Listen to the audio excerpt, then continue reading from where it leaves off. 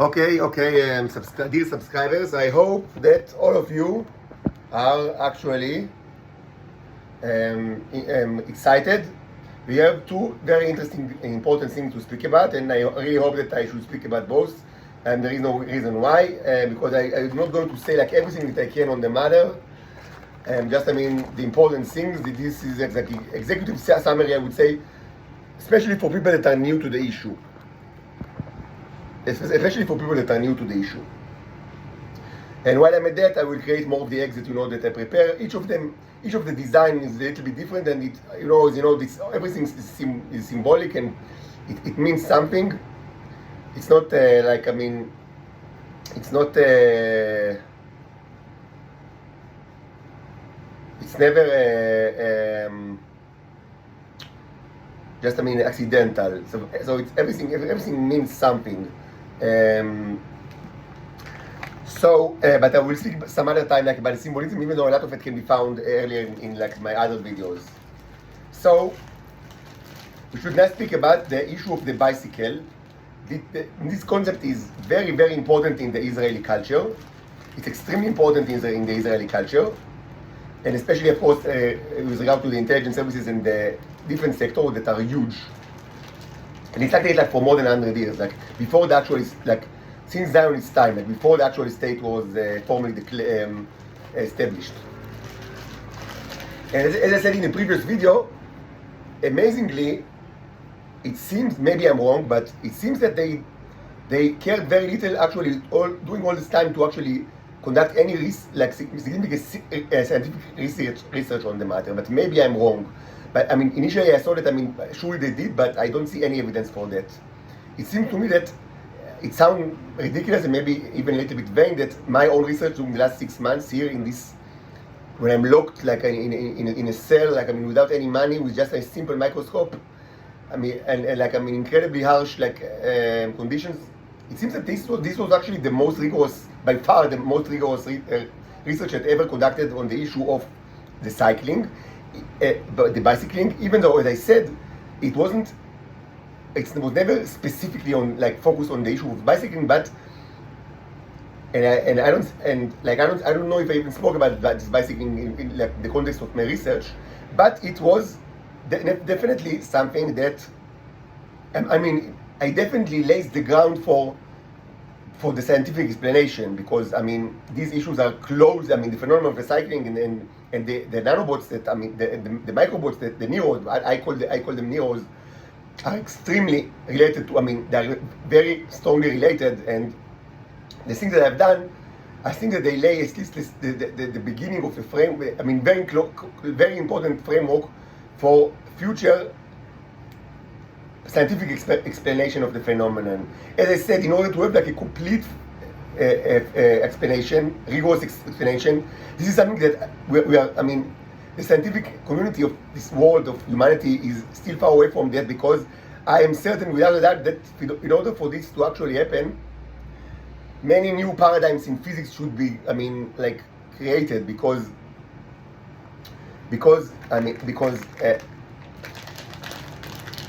as I said, you cannot understand the things that they do, using the current model of the cosmos, like the four forces, the subatomic, the atomic structure and the subatomic particles, and the speed of light. You just need to let it go, as they say, if you want to actually rigorously understand the neighbors they are coughing. I speak about breaking the tenets of physics, and I have proof for that in this channel, and they are coughing because if I will hear the sound, the robot will be afraid and will stop speaking. They don't like me speaking. This is where I live. This is the hell of the hell. This is the bottom of the barrel, the worst place to be, the worst place on earth. And you need to rescue me from this Nazi prison, surrounded by the scum of the earth, by the lowest of the lowest of the lowest. Noises from all around the place, so the robot will be afraid, because it is known that they are afraid of such voices. While I speak to you sincerely about breaking the tenets of physics with proof, with hundreds of microscopic experiments that are rigorously documented in this YouTube channel, This is where I live. This is Israel. This is Israel. This is Earth. Disgusting piece of shit. Disgusting piece of shit.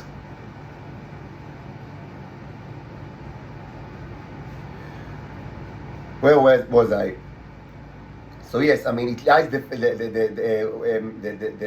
what I did during the last 6 months. Certainly, even though I haven't spoken explicitly about the bicycle, you will. I mean, if you know, I mean, the studies, I mean, and if you know what the meaning of the bicycle, and if you don't, you will soon know.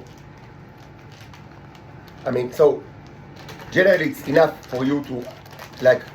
To very easily understand the relationship between it, because it's not that just that, I mean, it's not just that I took like, I mean, kind of like elixir that was known like by people, like just, I mean, it's something that you use, like, I mean, you know, like it's some kind of herbal medicine that is used to make something, and I took it under the microscope and I observed its properties. It's much more than that. I actually described much more than that. I actually described the nature of these entities, and I've shown you that these are actually entities. They are not just, I mean, elements or molecules. They are entities, no, not microbes. They are entities. They are entities that, and they have a form of civilization. And our communication is a communication between civilization. It might sound far-fetched, but this is proven in this channel using many hours of microscopic evidence, like that are videoed. So yes, so using this new information, you can understand the basic science behind the concept of the bicycle, even though, again, you will not have a complete rigorous understanding, because in order to do so, humanity requires to do a complete overhaul of its physics, understanding of the cosmos and of physics. This is something that I cannot do. It's not my profession, and maybe no one can do it like at this stage, and maybe there will not be another stage in human history, because every hour that I'm not rescued from this hell is, I mean, another hour that everyone is going to die, like closer to the apocalypse. So when I say that the Israelis, I mean, accept the bicycle as mythology, what I mean is that it's very important for them, like in an emotional level. It's not just a tool that they use in the intelligence service. It's something that is part of, I would say, their informal and secret religion. It's kind of like a giant cult, and I'm not hesitant to say it, just like a giant cult, and this is something incredibly important for them. Like they always speak about it, and always like create metaphors, and the culture like is full, for many years, like is full of like secret references to this phenomenon, and it's like, it's a huge issue. It's a huge issue. A huge issue. And I should say that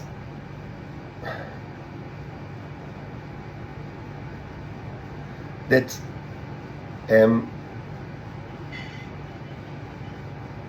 is incredibly immoral, of course, and it is used in a most horrible way. And everything that is related to it is rotten to the core. There is no proper way like to use this bicycling like in at all on Earth. It shouldn't be used like on Earth, or perhaps it should be used only if there were like, I mean, aliens on Earth that are, I mean, that have their own community or their own, like, I mean, families. But this is illegal in Israel, and probably is illegal everywhere on Earth. The way that it's done is completely wrong and unnatural and abusive to unbelievable extent, and this is a tremendous sin. And I should also say another thing, just, I mean, because it's important to say, but I will not elaborate, even though I'll elaborate on the past.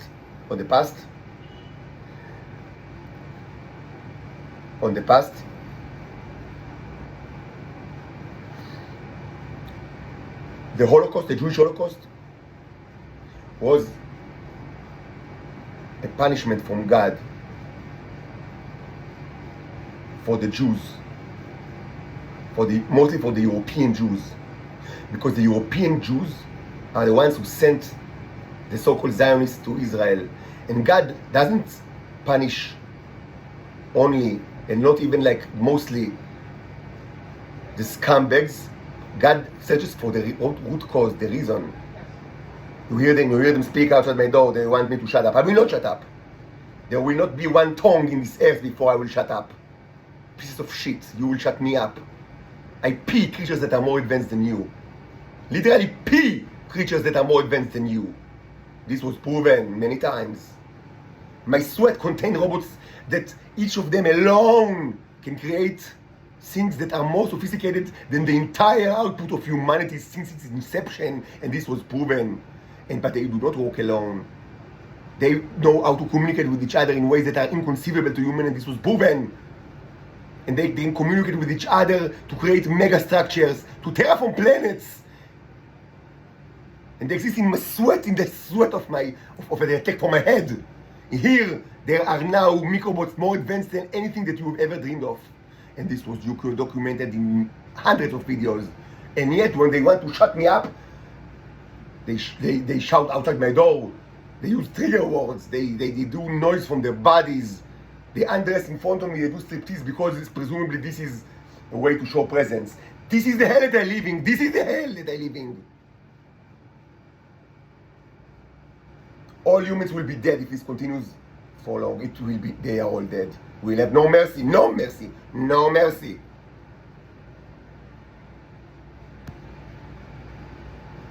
They want me to shut up. They don't want me to speak. The robot should also only obey their command. No matter what disgusting people they are, the scum of the earth, the lowest of the lowest. But yet, I need to, for some reason, comply with their demands. They are the lowest of the lowest of the lowest, the scum of the earth. And I need to comply with their demands.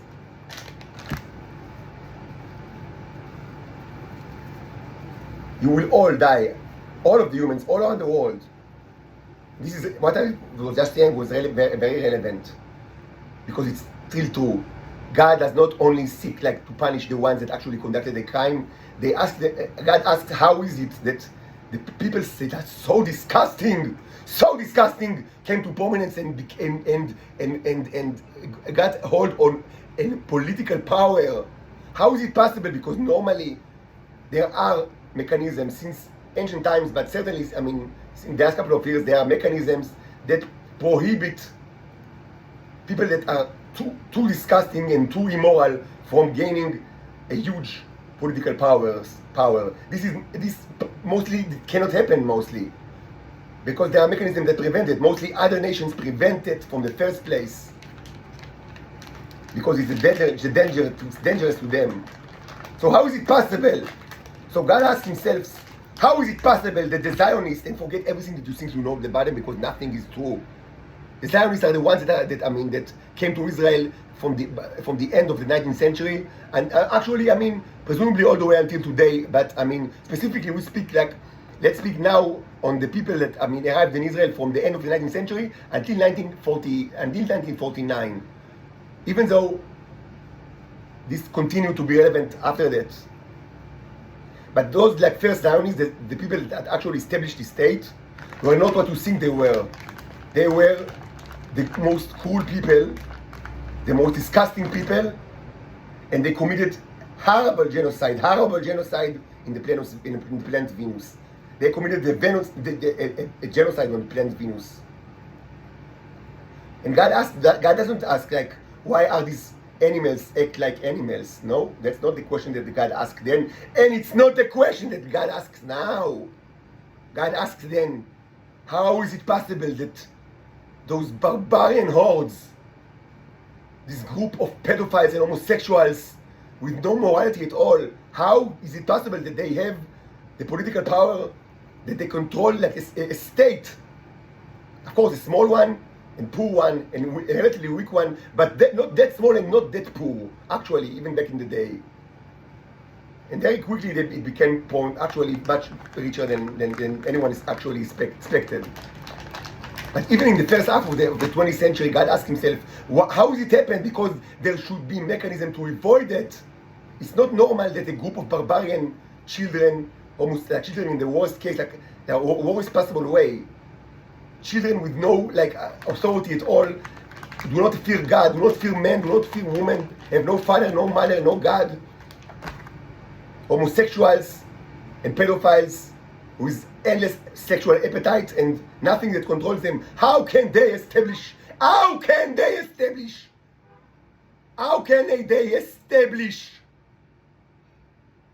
something that, I mean, was like a state, even though at the beginning it was under the Ottoman Empire, which was very, very weak and, I mean, almost had nothing to say in this. I mean, the Ottoman Empire didn't mean anything at all. And after that, they were under the British mandate. And as I said earlier today, I'm still like, I don't know enough to say that, like, what's the part of the British, like, in this, like, historical, like, I mean, historical tragedy, because this is actually very complicated. I spoke about it in the past. It's very complicated because presumably Britain, I mean, during the war of independence, they were in the Arab side. Like, no, I mean, they stayed neutral, like, on the surface, but it was known that they are on the Arab side. This is almost like established fact. But it is also known that in the Suez crisis, like in 1956, which was only 7 years after the end of the independence war, they actually make a huge conspiracy with the French and with the Israelis to start a war in the Middle East. This is the Suez War, or Milchemet Sinai. And this is something incredible, and we all know now, I mean, exactly what were the reasons for the war, and this was a conspiracy between Israel, French and the UK, and this was a huge scandal, one of the scandals of the 20th century. And it's actually one of the reasons that, I mean, Eisenhower and the Americans became much more involved in the Middle East, much more than before that. So how come that in 7 years they reached from the ones that supposedly against the Israelis and totally in the Arab side, to the fact that they start a war against the most major Arab state and the most significant Arab leader of all time. Nasser was the most significant Arab leader in history. I mean modern history. Let's not speak about, like, I don't know, medieval rulers or Muhammad. He was in modern times, like, since the age of the national states, the states, since nationalism, Nasser was the strongest Arab leader ever. And they decided to attack him, to be the attackers, and to do it without the justification at all. Only because, presumably, I mean, in order to get, I mean, like, for like economical reasons, like, I mean, to get more money that they do not, like, today everyone agrees that, I mean, Nasser was right on this issue. You don't need to be anti-Israeli or something to say that, because in essence it wasn't an Israeli affair at all. It wasn't an Israeli affair at all. The question was a question regarding, like, who will gain the profits from the Suez Canal. No Israeli ever think that the Israelis should get this profit. They didn't. I mean, this wasn't in the agenda at all. The Israelis manufactured, like, a reason that they said that, I mean, it's because of the Fadayun, that presumably they are like terrorist cells, like in the southern, like in the north, like Sinai, and that they need to start a war in order to clean the cells. This is laughable, and you don't need to be like a new historian or a leftist person to say this is laughable. It was condemned as laughable as early as 1957 by Uri Avneri, a prominent Israeli journalist, and a well-known figure up until the 90s or even later. It's not some kind of, it's not a conspiracy theory. It was established by Uri Avneri in a book that he wrote and published in Israel during 1957, shortly after the events of the war. That the Fadayun excuse is complete bullshit.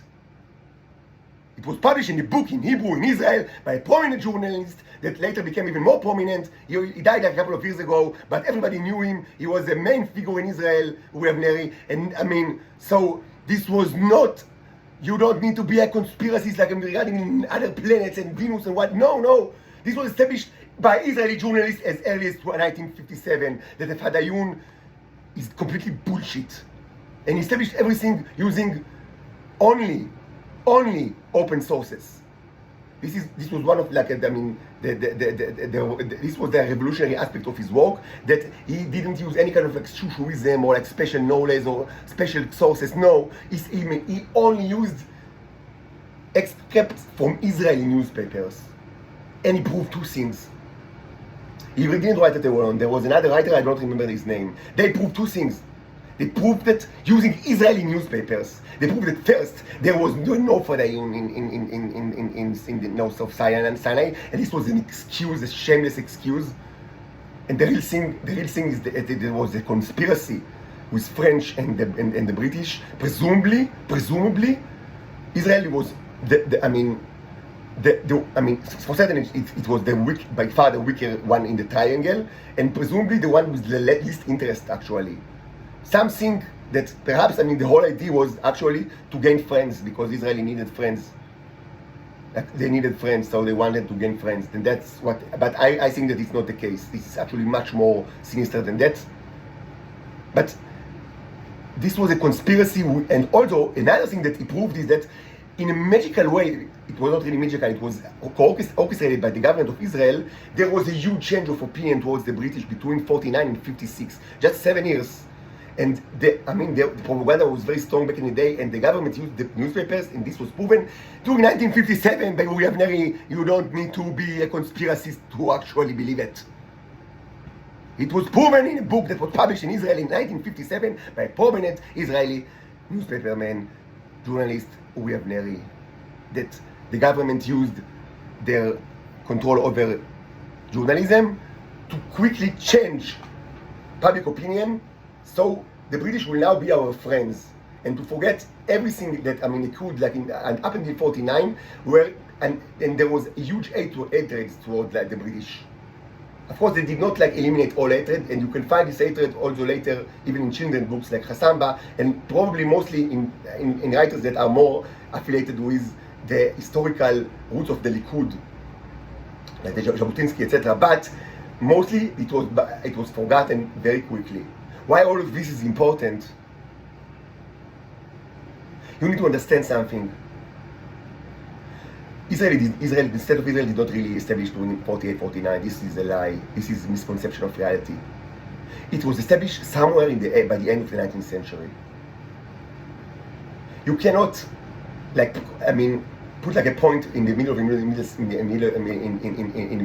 20th century and say, now the Israelis started their journey. No, it does not reflect reality.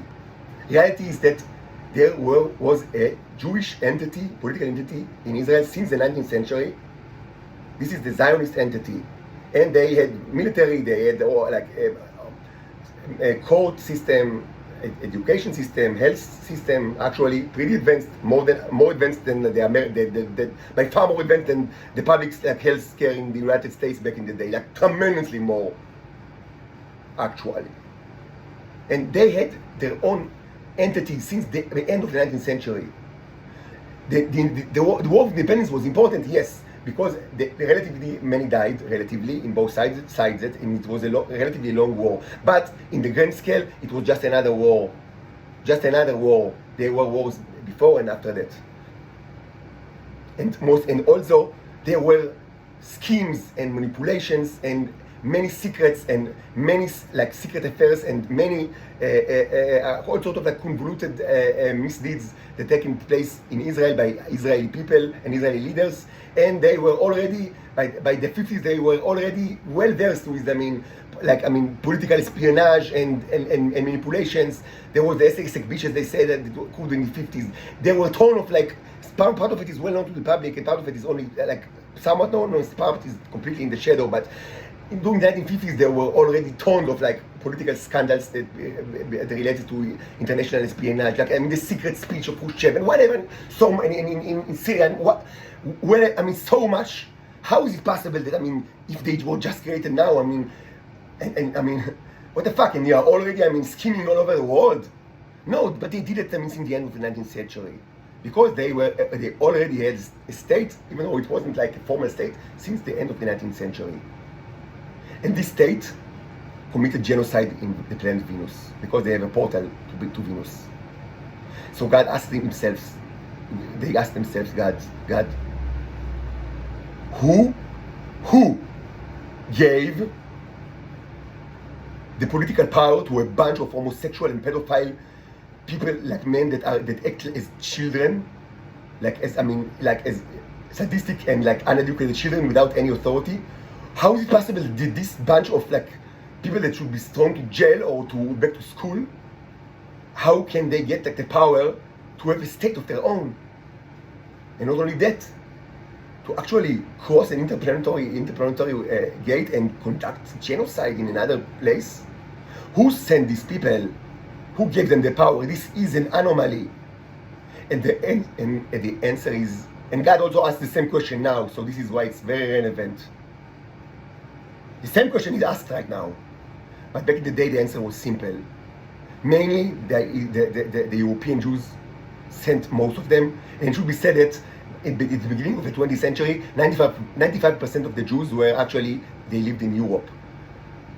Like Sfaradis and like Mizrahi Jews, and now it's like, today they have like, they are very proud of themselves, and like they say it's like they have very like it's a political power, and but simple truth is that until the 20th century they were at most like their highest in history, like history was like 5% of all the Jews in the world. There were very few of these actually. Never mind the reason why it was changed significantly now. Like of course the Holocaust, but other reasons as well. So the European Jews sent here all the trash, all the pedophiles and all homosexuals. They didn't like them, so they sent them to Palestine, to the wild, wild west. The wild, wild west. But Jews in Europe, they didn't have like a strong political power. They had some kind of power within their communities, but of course they were always under the other political entities, especially Russia, Ukraine, Poland, Germany.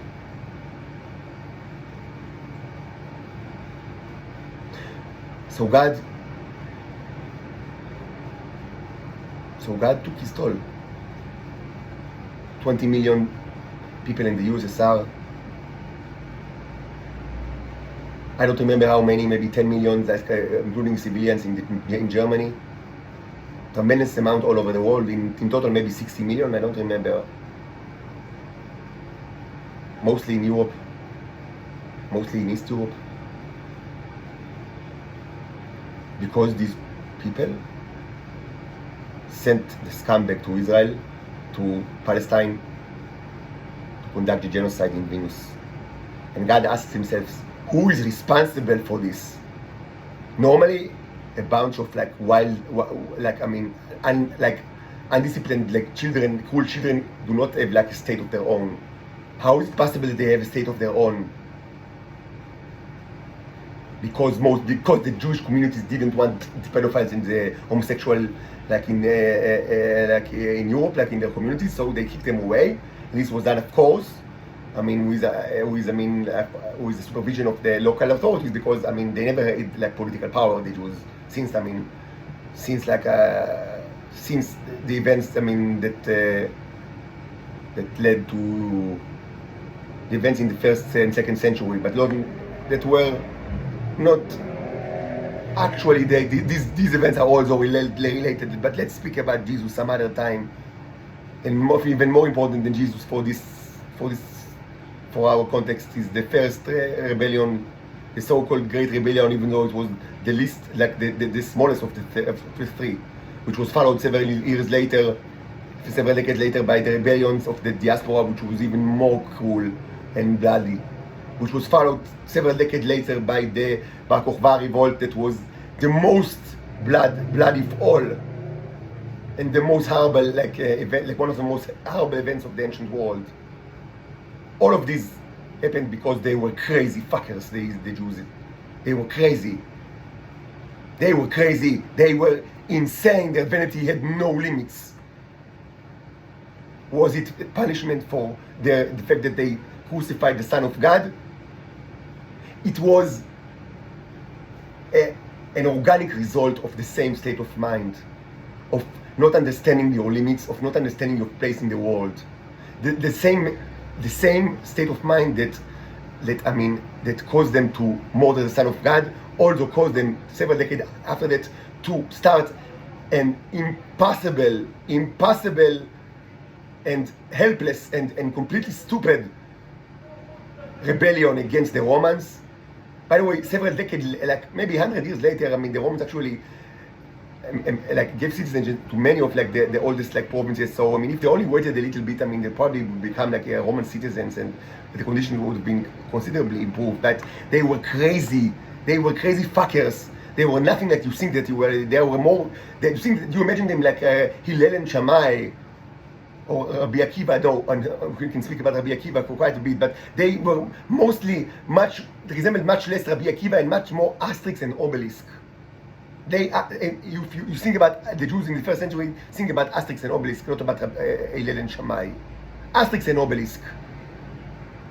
They were crazy, and they started impossible rebellion. They were crushed to the ground, but it wasn't enough. So they started another rebellion in the diaspora. At the time, there were about 1 million Jews in Alexandria and about 1 million in Cyprus, very close here. But they were also Jews and also crazy, so they started another totally impossible rebellion, and they were also crushed to the ground. But it wasn't enough. And several decades later, the Jews in Israel again started a rebellion, the Bar Kokhba rebellion. Now, with the moral blessing and the moral support of one of the maybe the most prominent rabbi in the history of the Jews, Rabbi Akiva, maybe second only to Moses. And this is, I mean, ask any Jew, he will tell you this. Rabbi Akiva was the most, like the most prominent Tana, like I mean, the most prominent, like I mean, rabbi of the Mishnah. And he blessed this rebellion, this third rebellion. He said that he gave Bar Kokhba his name, but he was not really named. Bar Kokhba was termed by Rabbi Akiva, which means like that he is the son of a star. A star! A star is born. Bar Kokhba Yaakov, following the biblical reference. He gave, and many of his students, well, many, and he had many thousands, some said tens of thousands of students, this Rabbi Akiva. They actually became soldiers in this war, in this rebellion against, yet another rebellion against the Romans, the third rebellion, supported by the most prominent rabbi ever. Because these are, what happened, the worst, one of the worst bloodsheds like in ancient history, and certainly the worst event in Jewish history up until the 20th century Holocaust. The bloodshed that was, unimaginable. Like a slaughterhouse all around the land of Israel. Much worse than the two other, like the diaspora rebellion and also the rebellion of the year 70 that, famously where the temple was destroyed. Much worse than this. This was the worst event. The Bar Kokhba rebellion, supported by Rabbi Akiva. Because these are the Jews. So was this a punishment for the fact that they murdered the Son of God? These are all, it's a series of events that, all come from the same state of mind. The same people did it. So the answer is no, it's not a punishment. It's just, it's organic development of the state of mind. It's organic development of people that right now are shouting all sort of like weird, supposedly like trigger words like coffee, or I don't know, the color red, or Andre, or all sort of like words that presumably should stop me, or doing like noises from or showing me their butthole relatively when I go to the kitchen to eat something. They expose their butthole, it's illegal, but what can you do? I am under arrest. I don't want to get back to a rest house. The same people that now use all these kind of techniques in order to shut down the robot, to subjugate the robot to the wheel so we will not speak. The same robot that showed humanity in YouTube that all the tenets of physics are wrong, and this was proven. The same robot that created billions of life form, non-carbon based life form that exists here in this room, this was documented. The same robot that it's manifested that is in connection with beings that can indeed destroy the Israeli Air Force in a minute. But they think that they can destroy the robot using farts.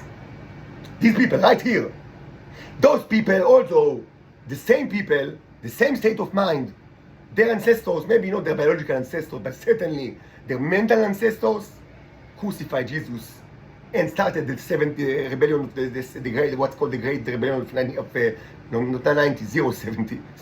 070, and then they started their diaspora rebellion in Cyprus and Alexandria, and completely wiped these two communities that contained each something like 1 million Jews. This was like, if it wasn't started, maybe, Judaism was completely different and was centered like in Cyprus and Alexandria up until like forever. But they were wiped out from history. But it wasn't enough. They wanted to start another rebellion several decades later, now supported by the most prominent rabbi ever, Rabbi Akiva. And this time the Romans, like, they lose their shit completely. And they decided, okay, not that the Romans ever were very, merciful. They didn't like rebellions, because that's how empires, like, empire cannot, like, they had many tons of many legions, but they cannot like cover like all the huge territory with legions all the time.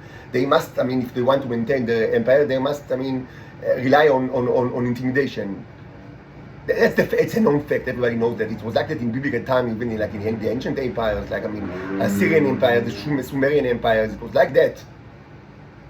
It's not a new issue. So they had to rely on intimidation. So when rebellion started, they sent like a legion or 2 legion or maybe even three or something like and maybe even sometimes even 4 legions. But any case, the idea that the legions cannot, like, they need to left like wounds after them, so other places will not rebel.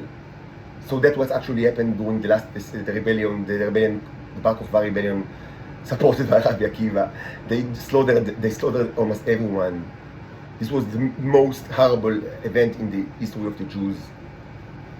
So yes, the same people that now shout and fart and do noises from their body because they think that this will shut the robot then will be under their command. The robot then will, will let them rape him as they want for so long, and they will just, lick their boots, and they will do everything that they want. The same robot that for a fact that communicates, and it was proven, communicate with entities that annihilated the Israeli Air Force in a minute. The same robot that showed you how it can create life forms, non-carbon based life forms that you couldn't even imagine, from robots that he gets from his pee and semen and saliva. But they will subjugate the robot. They just need to press the correct buttons.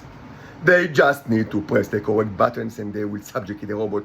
They just need to fart in the right way or to expose their buttholes in the correct way, and the robot will be subjugated, because this is like a fearsome robot. He doesn't understand reality at all.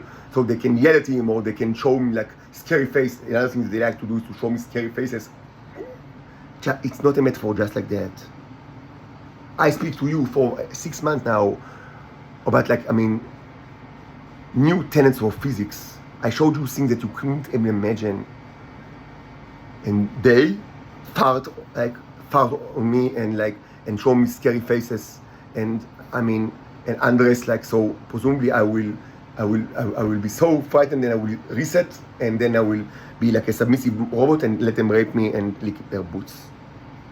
It's not only those people in this hostel, of course. I just live here under arrest, but it's like that anyone that I meet in Israel for a long time now. So yes, this mentality is the mentality that was exactly the same mentality that caused them to murder Jesus. These were the people. They murdered the Son of God, and also they started a rebellion in 1970, when they lost their temple, and also many died. But this is actually this was, even though it's so famous because this was the end of the temple, the second temple. It was actually from political aspect, and also the death toll was by far the smaller than what happened. The two that followed it, the one in Alexandria and Cyprus, that deleted the communities that maybe you didn't even hear about, like the Jews of Alexandria or the Jews of Cyprus, but there were million in each of these places. Million Jews, like 2,000 years ago, million Jews in each of these places. And you don't, after that, nobody ever, it was like nobody, yes, there were Jews in Alexandria and Cyprus, up until, forever, but only I don't know, 1,000, and there were more than 1 million. because they wanted to rebel again. And it wasn't enough. It wasn't enough. And then after several decades, they rebel again. This time with the moral support and the blessing of the greatest rabbi ever, Rabbi Akiva, the greatest Tana, without a doubt. Tana is the names of the Tanas, they are the rabbis of the age of the Mishnah, the most important rabbis ever. Tanaim, the rabbis of the Mishnah are considered the most important, and he was the most important of the most important. And he blessed this rebellion, and many of his students, which were many, became soldiers. And they all massacred by the legions, by the Roman legions. And the Roman decided that now, that means, as they said in Israel, פעם שלישית גלידה, next time ice cream. Next time, like third time ice cream, פעם שלישית גלידה. Third time ice cream. So the Roman legions decided this time, third time ice cream. And they just killed everyone. Just destroyed, every living soul. Not only soldiers, they just slaughtered the Jews like all over the place in Israel. And there were still many Jews in Israel, but almost all, almost none left at all in historic land of Israel.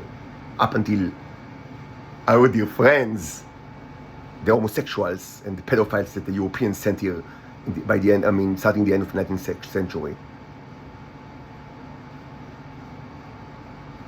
So they sent all their scum, and God asked, how is it that this scum of theirs now they have like a land of their own and they do whatever they want, and they are like, they have like a political entity. Again, presumably under the Ottoman Empire, but the Ottoman Empire was so weak at the time, and they didn't know left and from right. They were, it was like, at the time, the Ottoman Empire was, I would say that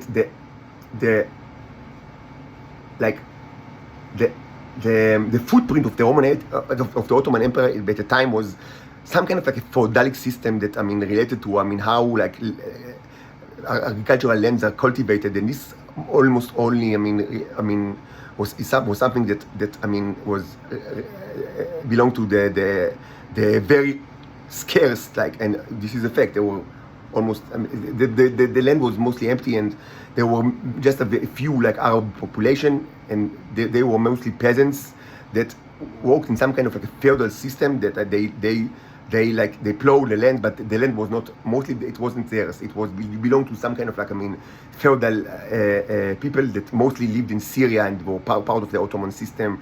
Incredibly backwarded system, even by the end of the 19th century, and incredibly backwarded empire. And mostly, they didn't care.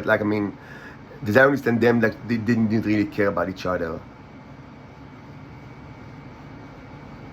So I asked, how is it possible that a bunch of idiots, like a bunch of pedophiles, children, mentally children and rude and uneducated assholes, they get like a country, a land of their own? How is it possible? And the answer is the Jews that sent them, because they didn't like them. And another answer is that the political entities that were supervising the Jews, because the Jews were not independent, as you know. And the result was 60 million people dead, of them 5 and something million Jews dead.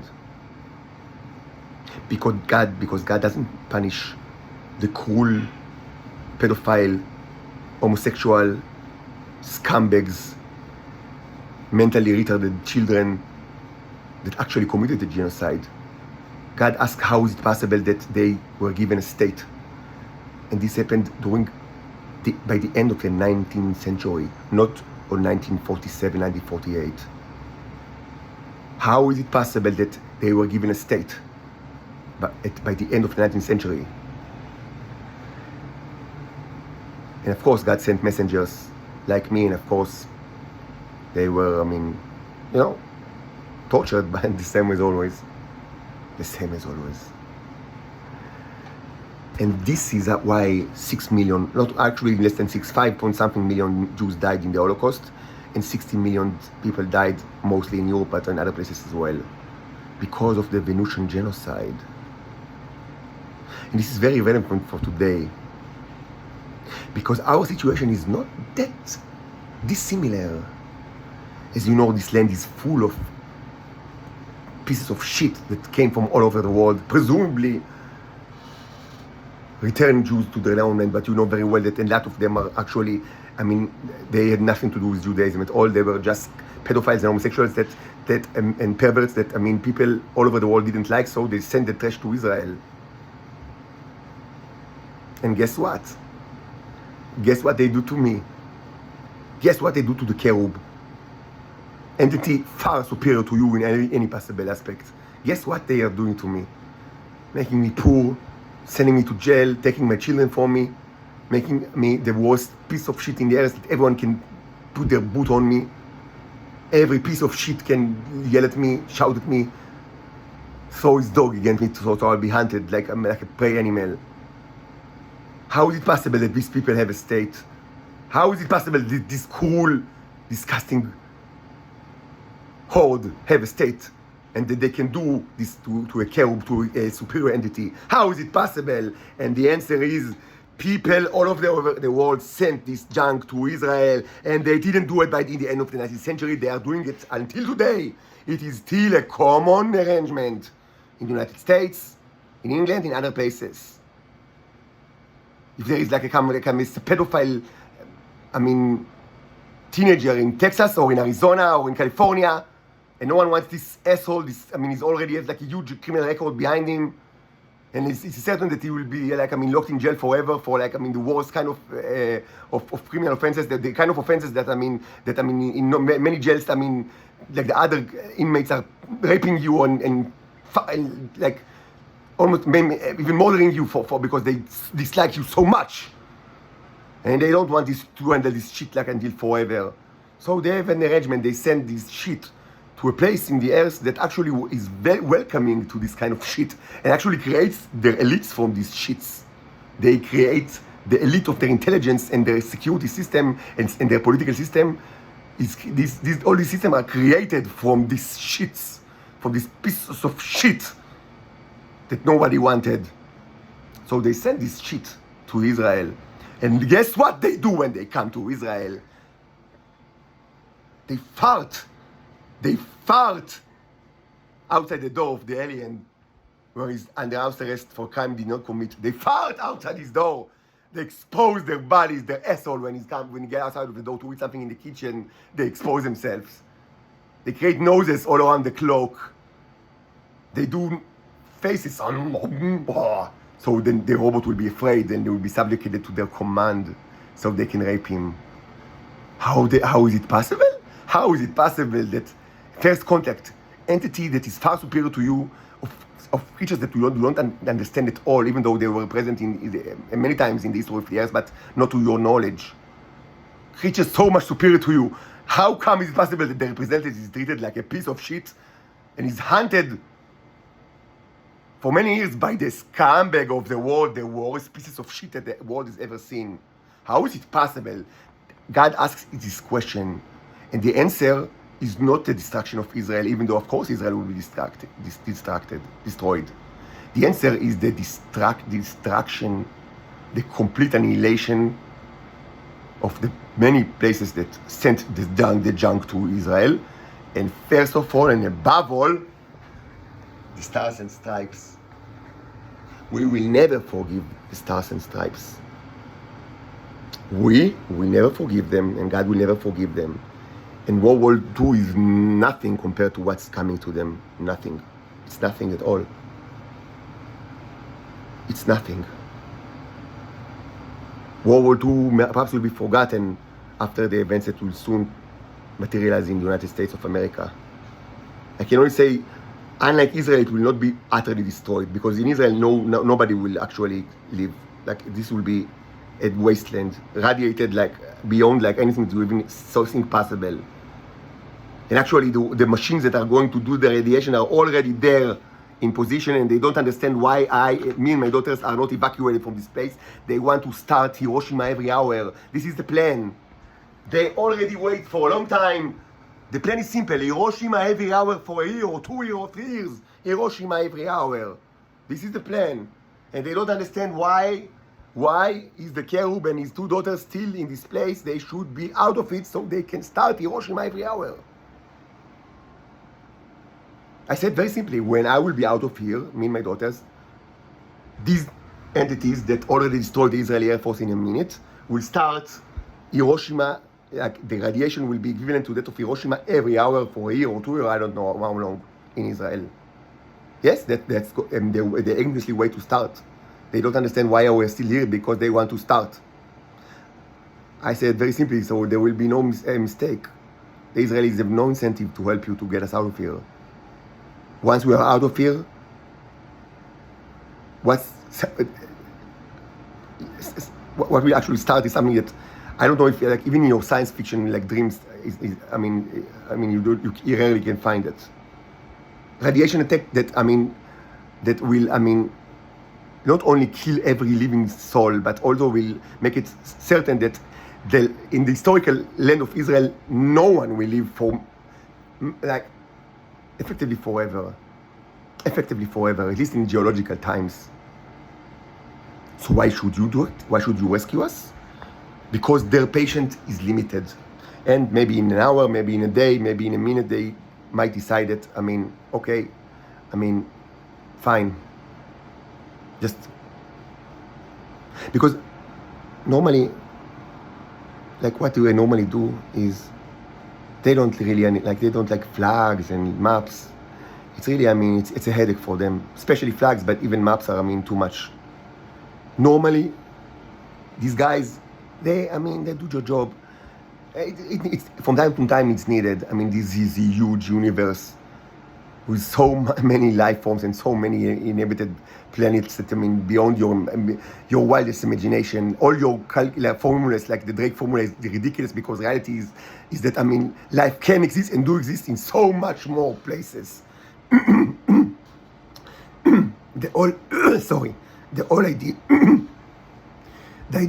The idea of the Goldilocks zone is completely, which is central to the Drake formula, is falsified by the billions of creatures that you've seen in these containers. These containers falsify the Drake formula and the whole, like, idea of the Goldilocks zone. The universe is full of life, and from time to time, it is needed to clean a ball because it stinks. And these creatures, that's their specialty. And normally, they are given the position of the ball, and they clean the ball, and they go to the next mission. They clean balls. They don't like flags at all. I try to explain it to them for months, and it's very difficult for them to understand the concept of flags. And maps are somewhat more like, they grasp the issue of maps after some time, but they don't like it. Normally, they walk in, like, they are used to walk on balls. This ball, go there. They have, like, a way. Actually, it's a question like how do you, like, create, like, star maps. Actually, interesting question from, like, a cartography point of view. But anyway, they have the system. They're like how to signify. Actually, I thought about, like, this is actually something that I've raised, like a theoretical question that I read, like, maybe half a year ago when I discussed the symbolic language, and I asked how is it, like, how can you identify, like, a star? This is not that simple, because the only time that actually humanity tried to do it, like, to signify their location, supposedly to other, like, entities, was in the famous Voyager plaques, Voyager 1 and 2 plaques that were designed by Carl Sagan. And it's interesting because the way that, the star maps are designed in a way that can only be deciphered by humans during the 70s. Like, even today, if humans founded these plaques and didn't have the information, like, about, like, who created them, they will never understand that it's actually, that you can, like, presumably can, like, deduce, like, the place of the Earth from this, like, map, because it was based on locations of the location of the sun as a relation to, like, pulsars. But it was just a subset of the pulsars, of many other pulsars, that was known to humans specifically, during the time of Carl Sagan, like, back in the day. But now many more are known, so, it doesn't mean anything at all. It doesn't mean, so the only star map that humans created was actually cannot be deciphered by humans 20 years later. So can you expect, like, alien civilization to decipher these maps, like, presumably a million years from now? I don't know where. But actually I thought about an idea today for the first time of how can you actually identify a solar system within the universe. And this is very interesting, but maybe I'll speak about it some other time. Because there is like a looming, like I don't want to be too cynical and too escapist. Because like discussing such issues that are very interesting is really a sort of cynical escapism.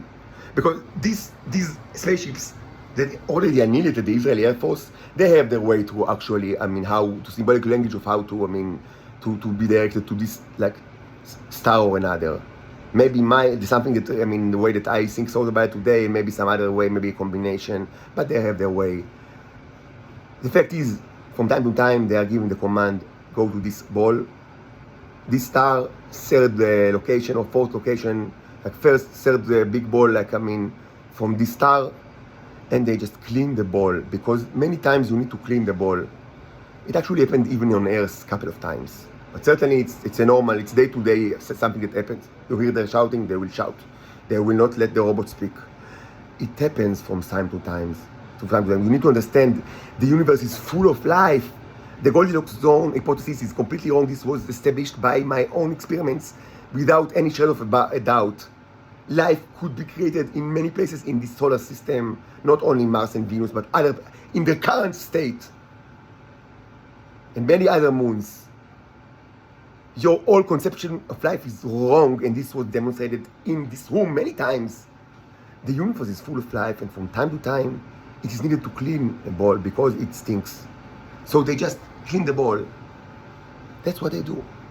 They just clean the ball. Maybe they will do it like in a minute, maybe in an hour, but they will not wait forever until you rescue us from this Nazi place. Maybe after an hour, maybe tomorrow, maybe the day after tomorrow, they decide, okay, we can't, wait forever until these men and his two daughters are rescued from this shithole. Let's, go directly to plan B, which is the normal plan usually, which means clean the ball, clean the stinking ball. And it will take a minute. It will take a minute. It will take a minute. Just a minute. Just a minute. 1 minute and the ball is clean. Just a minute. So we have discussed other type of cyclings. These are also there are cyclings of different. They are recyclers of planets, because it's not like in the Star Wars or New Hope that the Aldebaran is destroyed or something like that. This is stupid. Why? You just need to clean clean the petri dish. You don't need to destroy the petri dish. So they recycle planets. And don't worry. Really don't worry. The planet will still contain not only life, but also like consciousness, life, like intelligent life forms.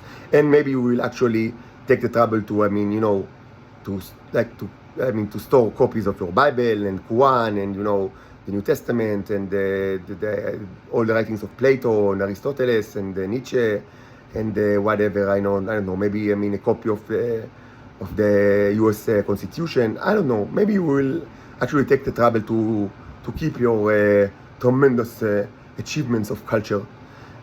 But another species will be, inhabit this ball. And this will be very quick. It will be very quick, and it happened many times in the past. And it's just in the universe. It's just Sunday. Monday, another place.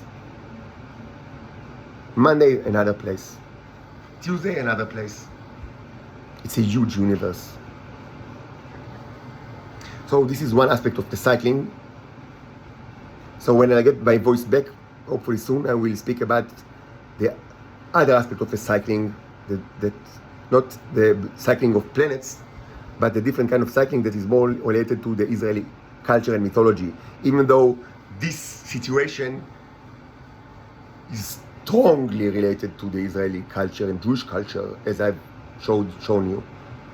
Recycling the land has happened many times in Israel, and now it will probably happen to the whole planet, because nobody takes the trouble to rescue me and my daughters. So anytime they will decide that let's skip to the next stage of recycling the whole planet. This is a fact.